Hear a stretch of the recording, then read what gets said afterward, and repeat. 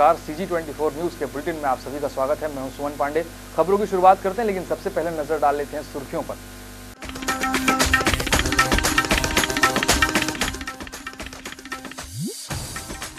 Fees वृद्धि पर भड़के पालक, शिक्षा मंत्री से की मुलाकात। फिर खतरे में पड़ी लोगों की आंखों की रोशनी, चिकित्सकों की लापरवाही का खामियाजा भुगतना पड़ा गरीबों को। और Guinness book of world record में सराफा कारोबारियों का आंदोलन हुआ दर्ज, सोमवार से शुरू हो सकता है कारोबार।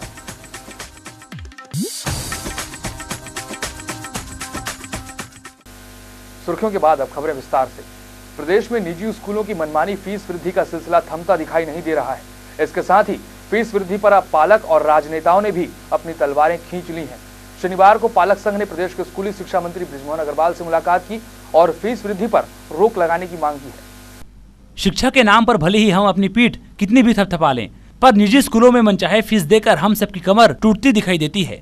फिर भी हम सरकारी स्कूलों से मुंह मोड़ चुके हैं, लिहाजा प्राइवेट स्कूलों की फीस बढ़ाने के दबाव पर हम दबते ही जा रहे हैं। निजी स्कूलों की इस मनमानी पर अब पालक संघ जमीन में उतरने के मूड में है। शनिवार को छत्तीसगढ़ पालक संघ ने स्कूली शिक्षा मंत्री से मुलाकात कर अपनी समस्याओं से मुखातिब कराया है। हालांकि मंत्री जी से मिले आश्वासन से संघ ने असंतोष जताया है। फिर भी शासन ने इस मुद्दे पर पहल की बात कही है। निश्चित रूप से जो अशासकीय स्कूलें हैं उनको मनमानी फीस नहीं लेना चाहिए और इस काम को व्यवसाय की बजाय सेवा का काम लेना चाहिए। सेवा के माध्यम से इसको करना चाहिए और इस बारे में केंद्र सरकार के स्तर पर भी, राज्य सरकार के स्तर पर भी विचार हो रहा है। हमने अपने स्तर पर एक कमेटी गठित कर उसको कि निजी प्राइवेट स्कूलों के ऊपर में किस प्रकार से नियंत्रण किया जा सकता है, इसके बारे में हम एक नियम बनाने के प्रयास में हैं और आने वाले समय पर निजी स्कूलों को बुलाकर और उनसे बातचीत कर भी कोई मनमानी फीस वसूल नहीं करें, इसकी हम कोशिश। का नाम दिखा दूं, ये 8th क्लास का बुक है। ये बुक का एक्चुअल रेट है, ये ऊपर लगा के दिया गया है। उसका बिल भी मेरे पास है, ठीक है। एक पेरेंट्स अगर 30 रुपए लेते हैं तो इस क्लास के अगर 500 बच्चे पढ़ते हैं तो कितने पैसे हुए, ये आप लोग बताइएगा। कितने पैसे स्कूल वाले ने खाया, पहला। दूसरा, सर ने बोला कि आप अपने बच्चे को सरकारी स्कूल में पढ़ाइए, तो हम तैयार हैं, हम खुद सरकारी स्कूल में पढ़े अपने बच्चे को पढ़ाने के लिए। लेकिन टीचर्स जो है वहाँ के हड़ताल पे ना जाए तो 6 महीना टीचर्स हड़ताल पे रहती हैं तो बच्चे हमारे कहाँ से पढ़ेंगे। 6 महीना हम घर में बिठा के रखें कि उन्हें स्कूल में सिर्फ भेजें और वापस हमारा बच्चा वैसा का ही वैसा है। हम ये नहीं चाहते, इसलिए प्राइवेट स्कूल में पढ़ा रहे हैं। पैसे ज्यादा हैं करके नहीं पढ़ा रहे हैं, किसी को शौक नहीं है अपने पैसे खर्च करने के। मेहनत के पैसे हमारे फ्री में नहीं आए हैं, मजबूरी में हमें प्राइवेट स्कूल में पढ़ाना पड़ता है अपने बच्चों को।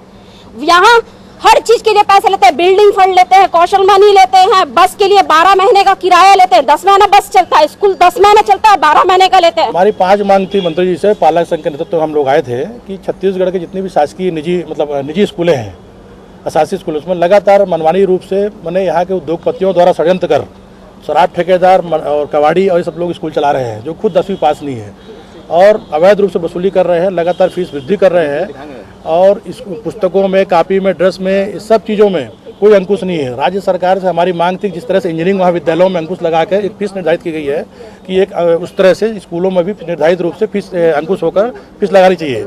निजी स्कूलों की फीस वृद्धि पर हालांकि हम ही सबसे ज्यादा आवाज बुलंद करते हैं, पर हमने ही परंपरा बना ली है कि हम ही सरकारी स्कूल में पढ़ते नहीं, सरकारी अस्पताल में इलाज नहीं कराते, सरकारी बस में बैठते नहीं। जिस दिन हम निजी और सरकारी की खाई को भर देंगे उसी दिन निजी स्कूलों का ऊंट पहाड़ के नीचे आ जाएगा। CG24 न्यूज के लिए कैमरा पर्सन प्रकाश के साथ योगेश मिश्रा, रायपुर। वहीं शनिवार को राजधानी रायपुर के एक स्वास्थ्य केंद्र में मोतियाबिंद के ऑपरेशन में भारी अनियमितता सामने आई है। शिवम नेत्रालय में जिन 2 गरीबों ने अपनी तकलीफ से निजात पाने इलाज कराया, उनकी आंखें खराब हो गईं। ताज्जुब तो इस बात का है कि कुछ ही महीनों पहले इसी अस्पताल में भारी मात्रा में एक्सपायरी दवाई भी जब्त की गई थी। फिर हुए गरीब धरती के भगवानों की लापरवाही के शिकार। फिर हुई प्रदेश के गरीबों की आंखें खराब। फिर उठे सवाल, आखिर क्या कर रही है सरकार।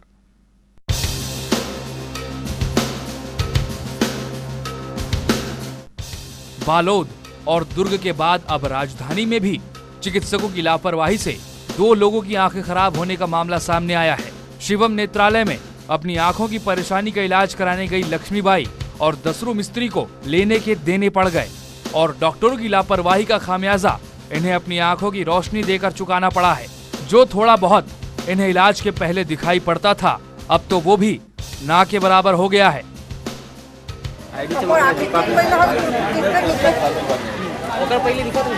ऑपरेशन करा है तब तो नहीं दिखत, बिल्कुल नहीं दिखत।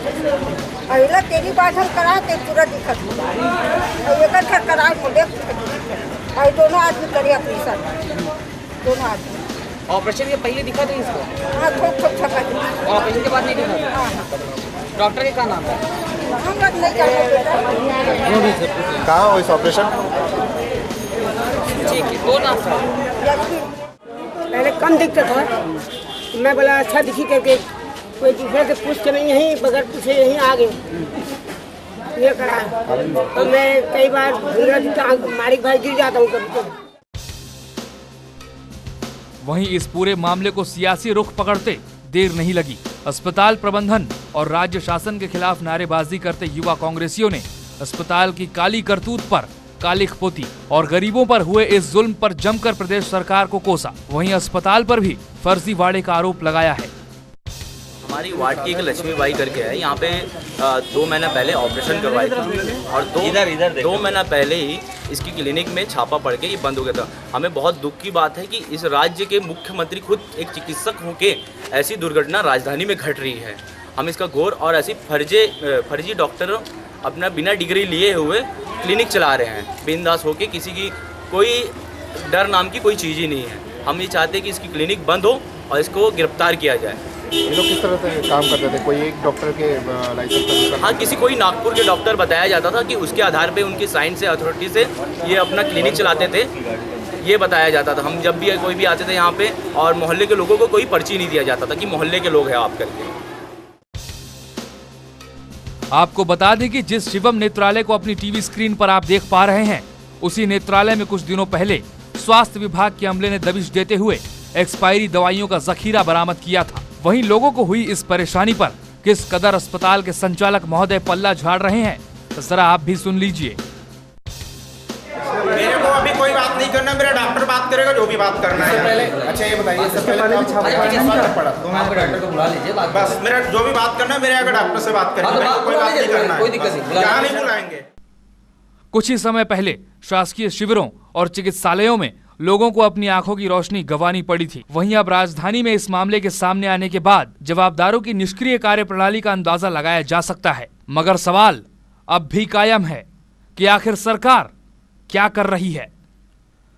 कैमरा पर्सन दिलीप सिन्हा के साथ सुमन पांडे, CG24 न्यूज, रायपुर। शनिवार को शिवसेना के कार्यकर्ताओं ने विशाल शोभा यात्रा निकाली। इस रैली में जहां प्रदेश भर के हजारों शिव सैनिक कार्यकर्ताओं ने हिस्सा लिया, वहीं शोभा यात्रा हर चौक चौराहों से होते हुए गुजरी। इस दौरान तमाम शिव सैनिक जय जय श्री राम के नारे लगाते नजर आए। शनिवार को शिवसेना के कार्यकर्ताओं ने विशाल शोभा यात्रा का आयोजन किया, जिसमें हजारों कार्यकर्ता शामिल होकर गाजे बाजे के साथ शहर का भ्रमण करते नजर आए। शिवसेना के पदाधिकारियों ने बताया कि ये शोभा यात्रा प्रत्येक वर्ष निकाली जाती है। राजधानी में हिंदू और हिंदुत्व को बचाने के उद्देश्य से इस रैली का आयोजन किया जाता है। जो अंदाज है, शोभा यात्रा ये एवर बिगेस्ट शोभा यात्रा होती है और सभी पार्टियां इस ताकत को देख के थोड़ा सा हैरान होती है, लेकिन पूरे प्रदेश भर से इसमें कार्यकर्ता आते हैं और जब रैली चलती हुई जब नजर आती है तो लगता है कि काफी बड़ी संख्या में इसमें लोग रहते हैं। भैया सामने देखिए भैया, रैली धार्मिक रैली है और छत्तीसगढ़ के पूरे प्रदेश के सारे कोने कोने से लोग इसमें आते हैं और ये हम लोग कोशिश करते हैं कि रायपुर जो की राजधानी है, तो यहाँ पर हिंदू धर्म का एक जो केसरिया ध्वजा है ये मजबूती से फहरे, इसकी हम लोग कोशिश करते हैं कि इसको हम लोग शांतिपूर्वक डिसिप्लिन के साथ इसको हम लोग सिद्ध कर सकें। शिवसेना के कार्यकर्ताओं ने हिंदू और हिंदुत्व को बचाने के लिए विशाल शोभा यात्रा निकाली। संगठन द्वारा कुछ खास मौकों पर ही धर्म को बचाने के लिए शोभा यात्रा जैसे कार्यक्रमों का आयोजन किया जाता है और बाकी दिनों में सब कुछ भुलाकर अपने आप में मस्त हो जाते हैं। ऐसे में हिंदू धर्म को मानने वाले लोग किस कदर जागरूक हो पाएंगे? अगर वाकई धर्म को बचाना है तो गांव-गांव जाकर लोगों को जागरूक करने से शायद बात बने। कैमरा पर्सन मुकेश के साथ विजय वर्धन, CG24 न्यूज, रायपुर। यहाँ पर वक्त है छोटे से ब्रेक का। बाकी की खबरों के साथ जल्द लौटते हैं। आप देखते रहिए CG24 न्यूज।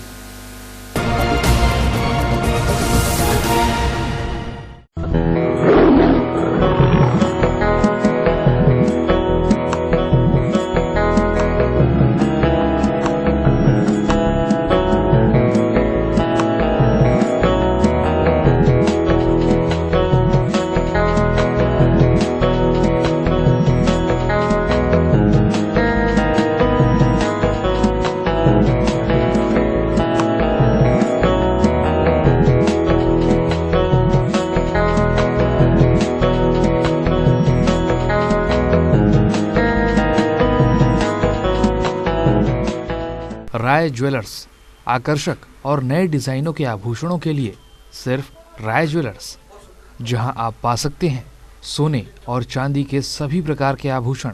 साथ ही राय ज्वेलर्स आपके लिए लेकर आए हैं महाबचत योजना, जिसमें आपकी छोटी बचत महाबचत बनकर महालाभांश के साथ आपको अन्य फायदे भी प्रदान करेगी।